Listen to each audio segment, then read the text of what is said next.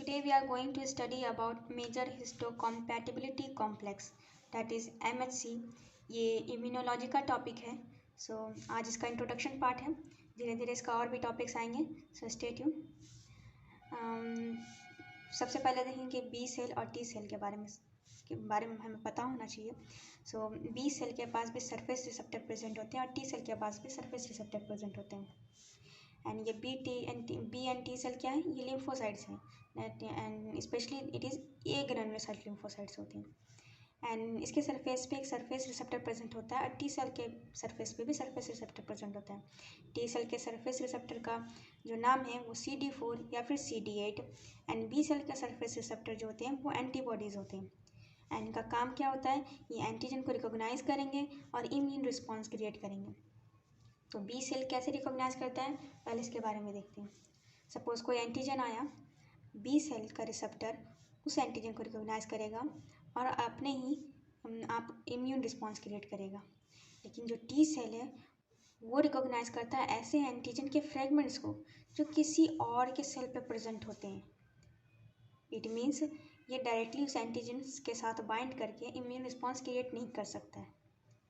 ये रिकॉग्नाइज करेगा ऐसे एंटीजन के फ्रेगमेंट्स को जो किसी और के सेल पे प्रेजेंट होते हैं.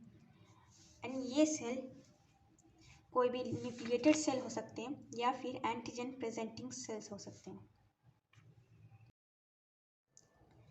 ये एंटीजन के जो फ्रेगमेंट्स हैं दैट इज एंटीजन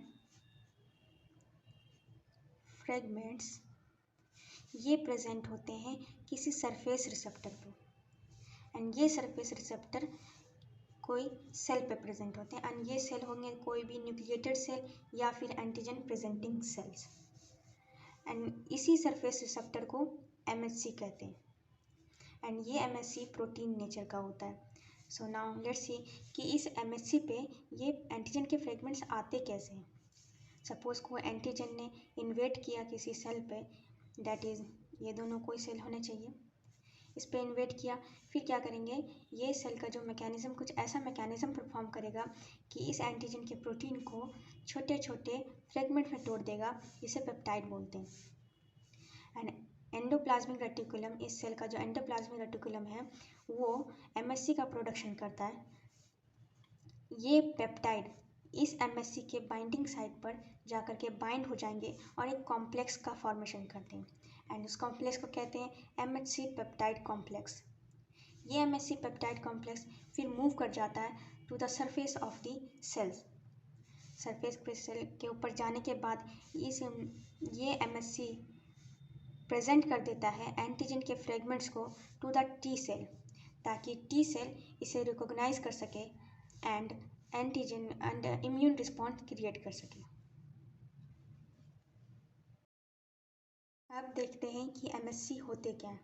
MHC एक सरफेस रिसेप्टर है जो कि प्रोटीन नेचर का होता है, that is glyco and specifically glycoprotein nature के होते हैं. ये बने हुए होते हैं क्लस्टर ऑफ जीन से. That means it is encoded bye cluster of gene, जिसे कलेक्टिवली MHC लोकस कहते हैं. इनका फंक्शन होता है इंटरसेलुलर रिकॉग्निशन में and discrimination between self and non self. आप साथ ही साथ नोट करते जाइए ताकि बाद में आपको ईजी हो जाए याद करने में. एंड इसका जो मेन फंक्शन होता है MHC का जो मेन फंक्शन होता है to present antigen on the surface of the cell so that it can be recognised by the T cell via CD4 and CD8. And ये CD4 CD8 क्या है? ये टी सेल के receptor होते हैं.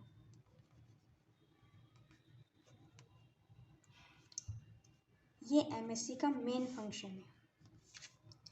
And human में जो gene MHC molecule को कोड करता है वो प्रेजेंट होता है शॉर्ट आर्म ऑफ क्रोमोसोम 6 पे.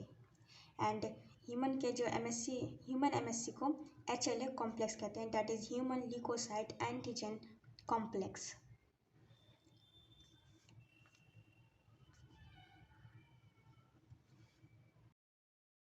सो नेक्स्ट वीडियो में हम पढ़ेंगे MHC के बारे में, MHC के क्लास के बारे में, जो कि MHC के 2 क्लास होते हैं, class 1 MHC molecule and class 2 MHC molecule.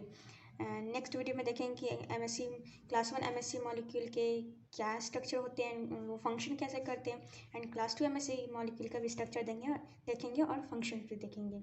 So stay tuned.